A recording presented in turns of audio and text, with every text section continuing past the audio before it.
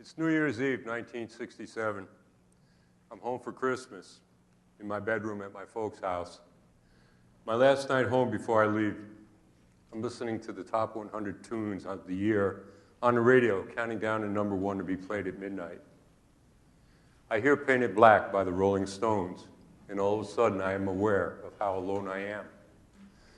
I'm going to Vietnam tomorrow, and there's a very real possibility of being killed before reaching 20. It's the loneliest night of my life. When I go to Vietnam, I leave behind Leela.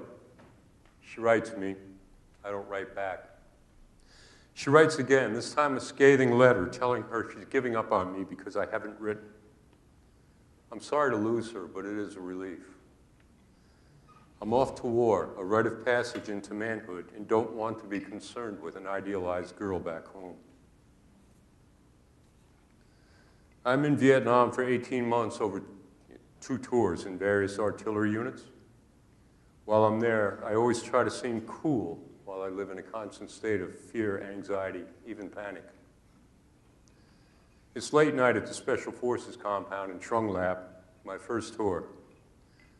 Nights we often fire our high explosives randomly into the jungle darkness, supposedly to interrupt enemy activity, to harass them. Shooting snakes seems more likely. Early in the day, I'd noticed the handbrake on my side of the cannon didn't seem to hold when we shifted the gun. I made a mental note to tell the chief, but then forgot it. The day passes as usual. The call for a fire mission comes around midnight. I'm the assistant gunner, and so we'll pull the lanyard. Everyone is walking away while I wait for the command to fire the last round. Nobody's watching when I fire. The brake doesn't hold, and a recoil rolls the gun up the back of my leg and throws me flat on my face. I'm pinned, and the crew is walking away.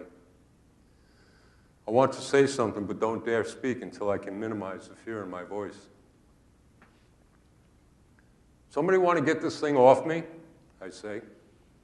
Sergeant Anuska turns and sees me. He yells, "Get up there, you guys, and move that bad thing." I'm not hurt beyond a bruise and a scrape. A few jokes are made about a dust-off to base camp and cold beers. It's just another day. It's now closer to the end of my second tour than I know. We're in a relatively secure fire base somewhere in the Central Highlands.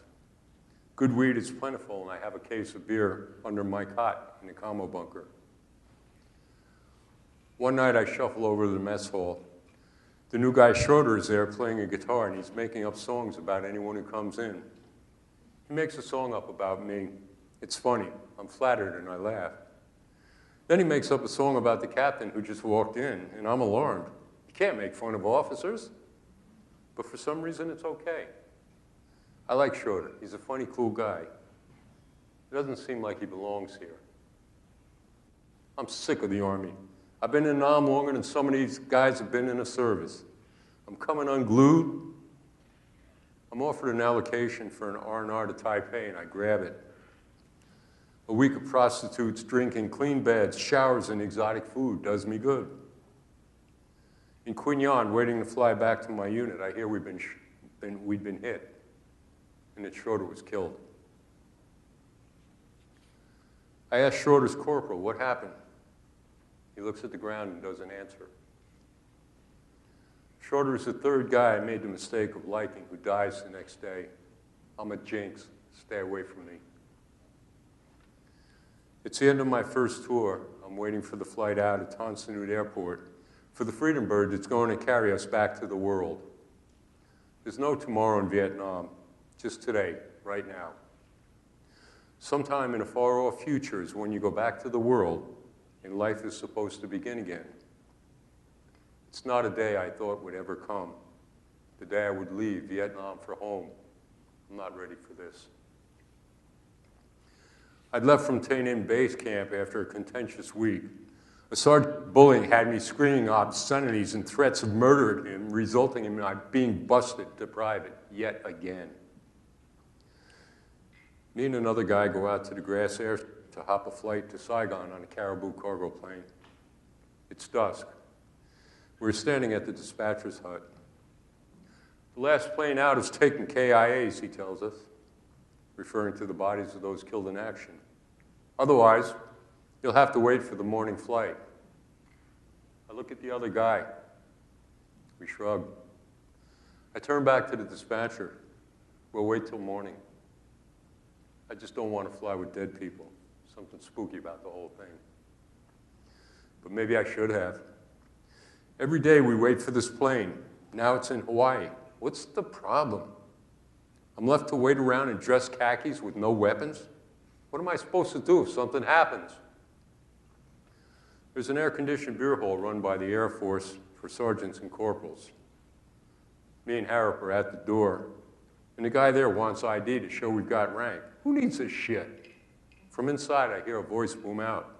Sergeant Cox! Sergeant Harrop! How are you? The guy at the door turns around and says, you know these guys, Sarge?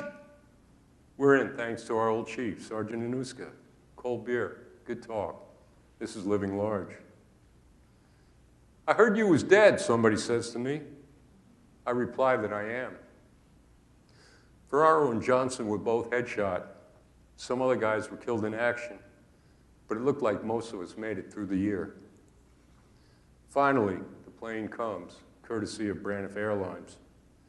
We're in formation. Roll is called.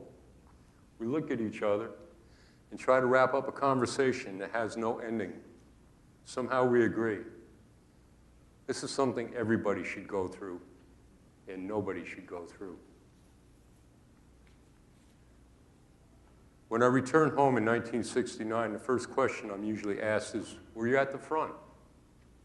Followed by, did you see any action?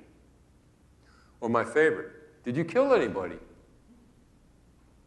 All questions asked with a pained look of concern. I'd get tongue-tied. There is no front, I'd start to say, but I would have to explain the entire universe to make that simple point, so I stopped. Recently, I've discovered YouTube. Now I sit in front of my screen and punch in Paint It Black and see videos of Huey helicopters swooping down low, picking up squads of grunts for a magic carpet ride over the trees and paddies. Images of jet fighters bombing and napalming the jungle greenery. Images of yesterday, almost a half century ago. A chill creeps over me as the feelings return. The danger, the excitement, the thrill, the power and abandon and terror of it all. I look inside myself and see my heart is black.